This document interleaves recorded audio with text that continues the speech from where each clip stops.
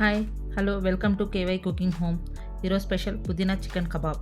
కావాల్సిన పదార్థాలు: curd, chicken masala, cornflour, ginger garlic paste, salt, garam masala, rice powder, chilli powder, పుదీనా, కొత్తిమీర, కరివేపాకు, 2 eggs, చిల్లీ. చికెన్ని సాల్ట్, కొద్దిగా పసుపు వేసి కడుక్కోండి. ఆ తర్వాత 2 eggs, curd, chicken masala, garam masala, ginger garlic paste 2 spoons, salt తగినంత,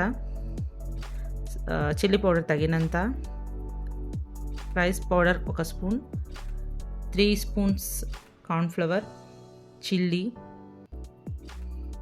కరివేపాకు, కొత్తిమీర, పుదీనా 1 పిడికెడు